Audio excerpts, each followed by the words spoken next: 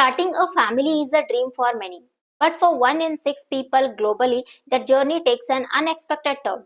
If you are feeling overwhelmed, scared, or just searching for answers about IVF, in vitro fertilization, you are in the right place. Hello everyone, welcome back to our Fire Nursing Tutorial YouTube channel. Today we are breaking down the complex world of in vitro fertilization into a step-by-step, easy to understand guide to help you navigate your path to parenthood. Who all have visited first time on the channel, please do subscribe and watch.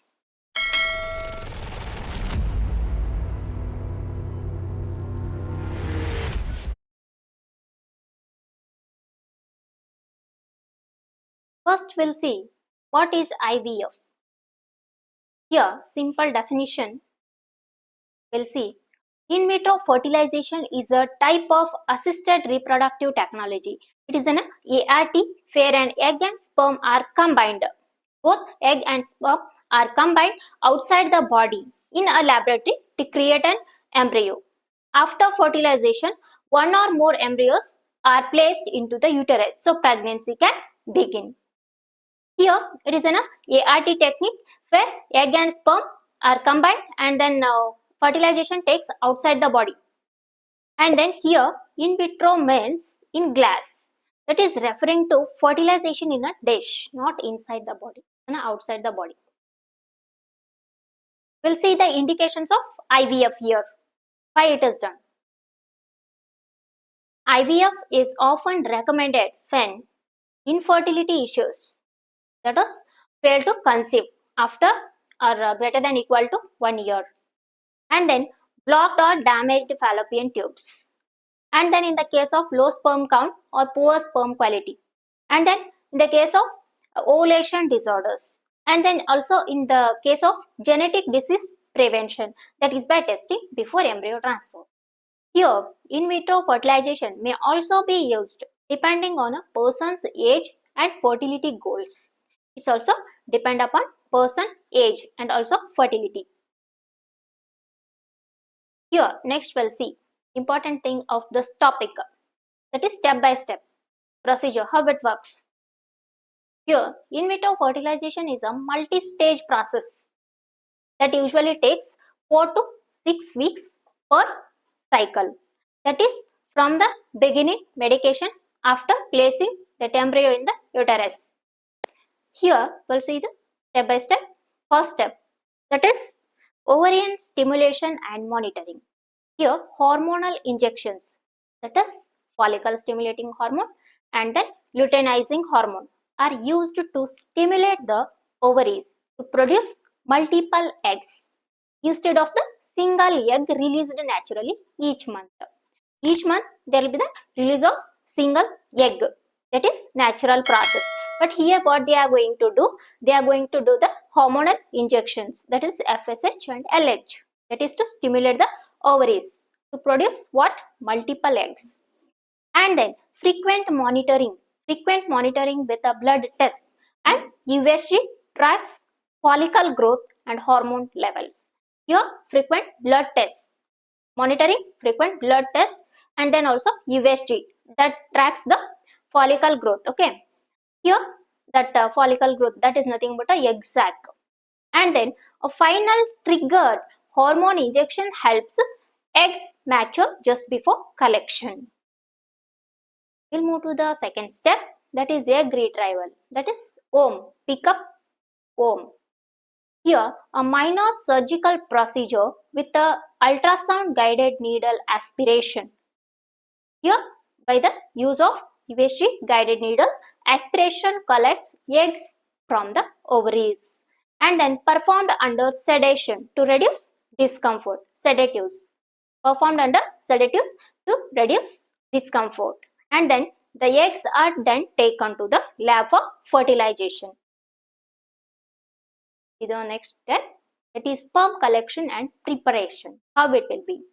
Sperm is collected from the partner or donor, and then sperm is processed, that is washed and concentrated to select the healthiest and most mobile sperm, mobility, that is a movable one, And then in certain cases where sperm count is low, techniques such as testicular sperm extraction may be used. It is used in the case of where sperm count is low. We'll see the next step, that is fourth one, fertilization in the laboratory. Here there are two main fertilization techniques here. First one is conventional IVF, that is eggs and sperm are placed together in a culture dish and sperm fertilizes the egg naturally. This is a natural one. And then second one, ICSI, that is intracytoplasmic sperm injection. A single sperm is directly injected into each egg and then used especially in cases of male infertility or previous fertilization failure. And then here, after fertilization, the eggs become embryos and are monitored as they divide and grow over several days. We'll see the next step, that is embryo culture and selection. How it will be. Here, embryos are kept in controlled lab conditions for 3 to 6 days.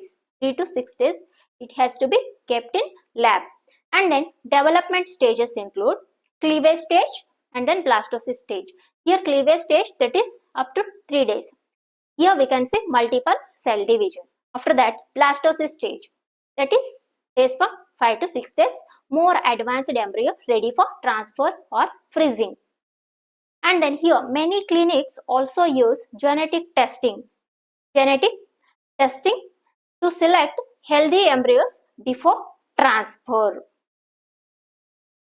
See the next step, that is embryo transfer. Here embryos are placed into the woman's uterus using a thin catheter, that is painless, similar to a pap test. And then typically 1 to 2 embryos are transferred to reduce the risk of multiple pregnancies here. And the next step is pregnancy test and aftercare. Here, about 10 to 14 days after transfer, a blood test confirms pregnancy. That is 10 to 14 days after transfer, embryo into the uterus, blood test confirms pregnancy. And then after successful implantation, parental care begins. Here when the embryo attaches to the uterine lining. Here IVF success rates, what affects them? Here success depends on multiple factors. Here depending upon age of women, that is younger age is equal to this one, higher success. And then egg and embryo quality, it depends upon egg and embryo quality, and also depend upon underlying medical conditions, and also here lifestyle factors. It's including, it may be like smoking, weight, etc. Here success rates vary widely and even good candidates may require several cycles. Next we'll see the risks and complications. Here IVF is generally safe but has risks, including first one is a medical risk. Here ovarian hyperstimulation syndrome. It is painful, swollen ovaries from stimulation of drugs. And then egg retrieval complications, that is like bleeding and infection. And then ectopic pregnancy, embryo implants outside the body or outside the uterus, we can say. Next, pregnancy risks. Here multiple pregnancies, it may be twins, triplets or quadruplets. And then slightly higher risk of preterm birth and also low birth weight. And next comes to the emotional and financial one. Here stress, anxiety from waiting periods and procedures. And also here cost and time investment can be significant. These are the some risk factors and complications. Next, advanced and optional techniques here. Here, there are sometimes used to improve success or address specific issues. That is in the case of assisted hatching, that helps embryo hatch from its shell. And then pre-implantation genetic testing, that is screens embryos for genetic issues. And also blastocyst transfer, that is transfer at later stage, that is day from 5 to 6 days for better implantation. These are the advanced and optional techniques. And then next here, key takeaways, that is IVF helps couples conceive when natural methods don't work. And then it's a multi-step medically monitored procedure. And then detailed patient evaluation, lab techniques and timings are crucial. And then success varies with age and health, and also risks are present here in IVF. If you found this video useful, please like, share and subscribe to our YouTube channel for more informative topics. Thank you for watching.